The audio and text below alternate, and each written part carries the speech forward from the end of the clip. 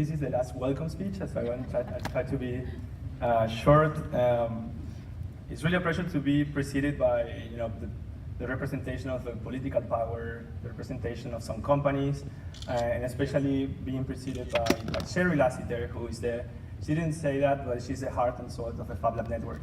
So for many years, we have been working with Sherry and Neil and many people around the world on trying to nurture the growth of the Fab Lab network.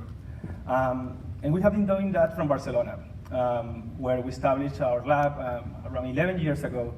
That was part of an architecture school, but also had like a strong compromise on trying to take it further from prototypes and start to think about how they can create impact. Barcelona has a tradition of urbanism. It's very well known in the world of architecture as well.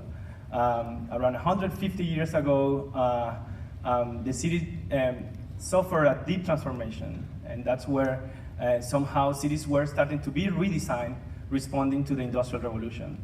It's really interesting to see these different moments in history in which the convergence of technology, of social movements, produce big changes in cities.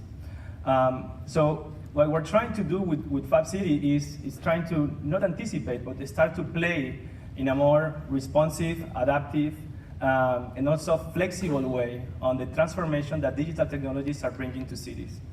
And in order to move out from the software world and just stop speculating on how the artificial intelligence is going to change the cities, autonomous vehicles, and so on, and algorithms, and so on and so on, we wanted to engage on this transformation in the physical space. And that's what you can call that a kind of a wicked problem, because it's something that you don't know where to start from. It's kind of very difficult to solve it. So instead of trying to find a solution, we took a very opportunistic approach. We have been seeing that for the last 10 years, Fab Labs have been growing exponentially, meaning that they double every 2 years. It's kind of following the Moore's law that applies for processors in computers. And then the question is what these Fab Labs are going to do. Which materials are they going to use? Which type of designs they're going to exchange? Is it enough to design a Yoda and 3D print it in Barcelona and then send the file and print it in Tokyo? So we wanted to use that capability of sending data through the internet and being able to turn that data into atoms locally in Fab Labs, but not only stopping there, starting to see how we can actually scale up that potential transformation for cities, and especially to think about how we are going to redesign the infrastructure, how we're going to redefine the organization of economy, the politics, and all the socioeconomical implications that will have.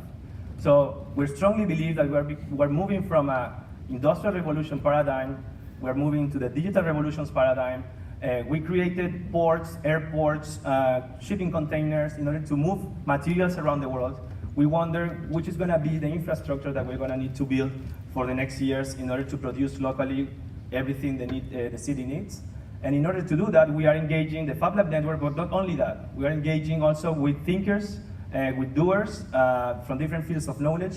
And I think that that's what you are going to see today. We have organized a day and a conference in which you are going to see from many different angles how to tackle these issues of deep transformation in cities in the age of the digital revolutions.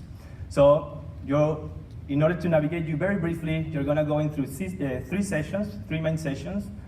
They are called reversible, scalable, and possible. I leave you to make your own interpretation of what that means. And I invite you to enjoy the day. I will see you again towards the end of the day where we will have a very special moment with cities and a very special set of announcements. So thank you for coming to Paris. Thank you for all the speakers that are joining us, and especially I think that the team in Paris deserves the biggest of the applauses in order for putting all this together. So enjoy the day.